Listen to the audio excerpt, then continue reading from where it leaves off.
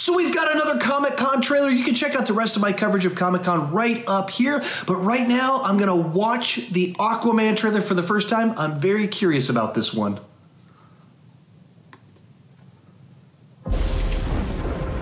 My father was a lighthouse keeper. My mother was a queen.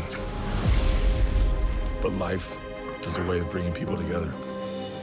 We could unite our worlds one day. Check it out. Arthur is talking to the fish. Bullying of kids. It's like a theme for today.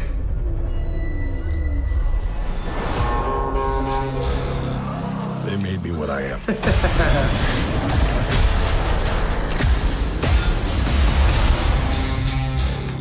Permission to come aboard.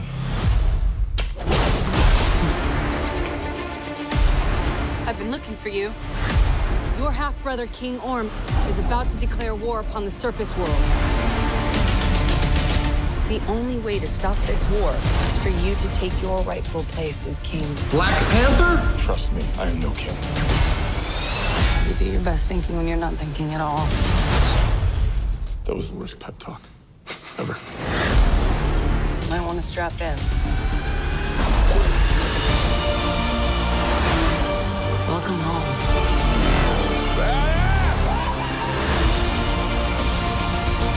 My brother has come from the surface to challenge me for the throne. I call it an ass whooping.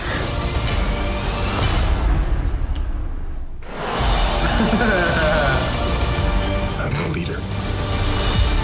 I came because I had no choice.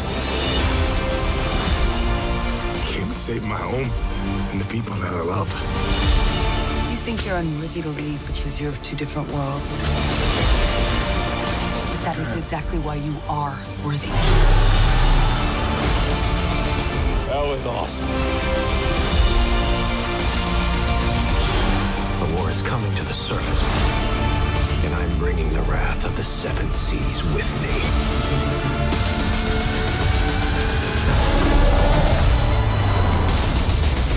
We're here. What are you doing? You should have a parachute. Redheads! You gotta love them.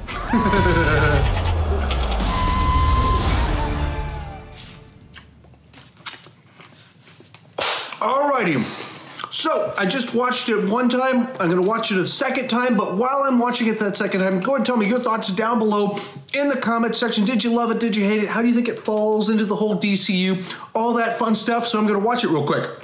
Alright, so I watched it one more time so I could finish off my snow cone, and I totally dug this trailer. I've had a good vibe about this one all along, because unlike a bunch of the other DCU movies that had a bunch of production issues and rushed schedules and rewrites, reshoots, there's been none of that for this movie. It's all sounded very solid, smooth production. James Wan is a director that I've got a good bit of confidence in that he can kind of pull this thing off. And even the way they described it, it sounded like a type of movie that I just always felt good about the direction they were going. And this talks about adventure. The surfer dude persona that they gave Arthur in Justice League seemed like it would fit with the description that they were trying to, where they were going with the movie.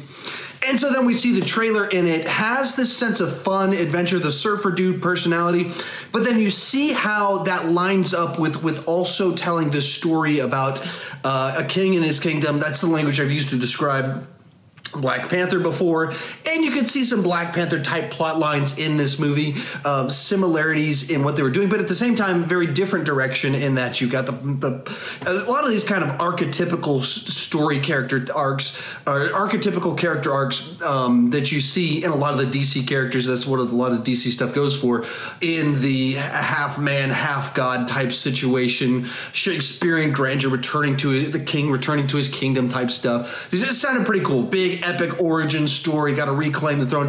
And then they just show some of these shots in there of these final battles with all these sea monsters, fish and everything. And it looks like something we've never seen before, because we've seen big CGI battles, and this is a big CGI battle, but not like this. Like, even watching it right now, my wife loves shark movies.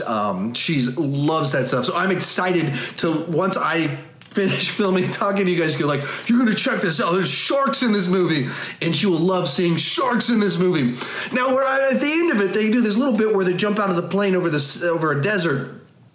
I'm wondering how that fits into it, because from my understanding, Aquaman is Waterman, and the desert is known for its lack of water. So jumping out of a plane into the desert seems like a bit of an odd strategy. So I totally dug it. Anyway, I totally dug this trailer. I loved what they did. The music they chose, I felt I got an idea for the tone. I got an idea for the story without feeling, well, maybe that they gave a good bit of...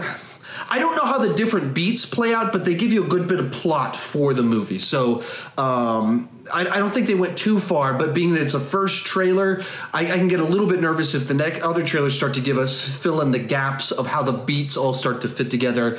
I don't want that, but... so hopefully they don't do this. I'm kind of nervous as to where they're going to go from here if this trailer gave us this much.